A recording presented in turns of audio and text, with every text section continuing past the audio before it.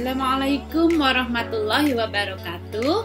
Bertemu lagi dengan saya Nur Hikmah. Kali ini kita akan belajar tentang energi alternatif, yaitu panel surya.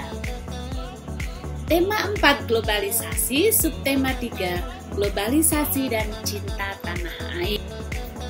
Kompetensi dasar mengidentifikasikan komponen listrik dan fungsinya, serta menjelaskan cara menghasilkan, menyalurkan, dan menghemat energi listrik.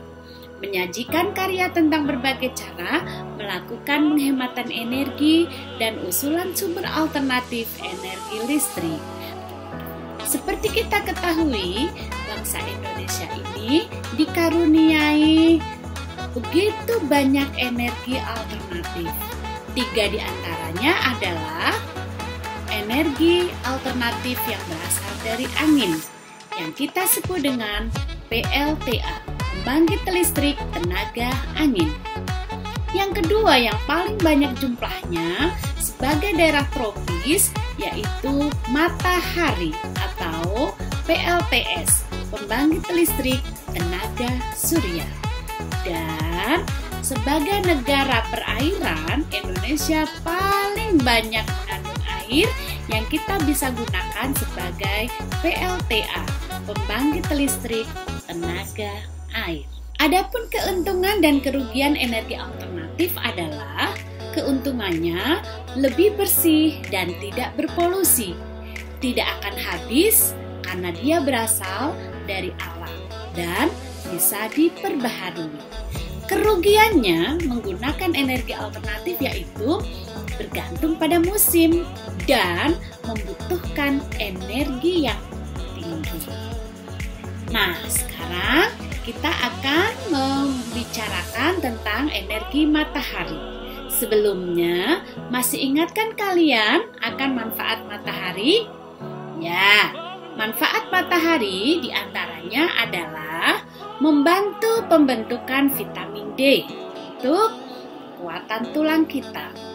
Kemudian digunakan oleh tumbuhan untuk proses fotosintesis. Dan oleh petani-petani garam, biasanya matahari digunakan dalam proses pembuatan garam.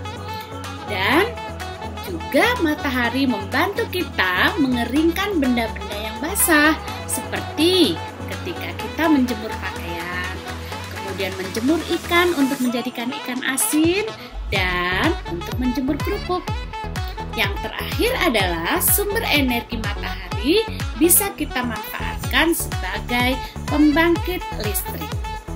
Pembangkit listrik tenaga matahari kita kenal dengan nama pembangkit listrik tenaga surya atau PLTS.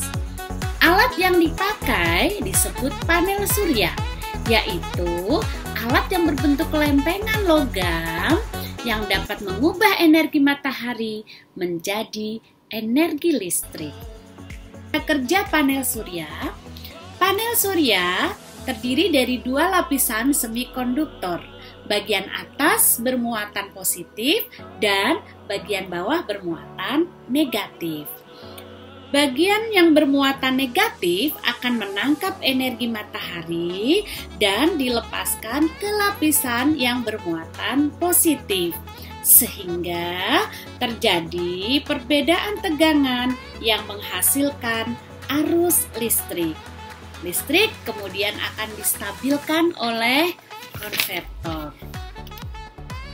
Adapun skemanya adalah sebagai berikut.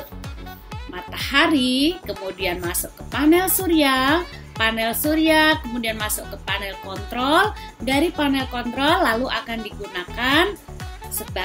digunakan oleh alat-alat listrik seperti lampu ataupun alat-alat listrik yang lainnya. Dia juga bisa sebagai sumber energi apabila dialirkan ke dalam baterai. Manfaat panel surya apabila digunakan sebagai penerangan jalan, maka energi panel surya bermanfaat sebagai penerangan lampu jalanan. Demikian pula untuk lampu lalu lintas dan alat-alat rumah tangga yang ada di dalam rumah kita. Demikianlah pembelajaran kita tentang energi alternatif panel surya. Terima kasih. Wassalamualaikum warahmatullahi wabarakatuh.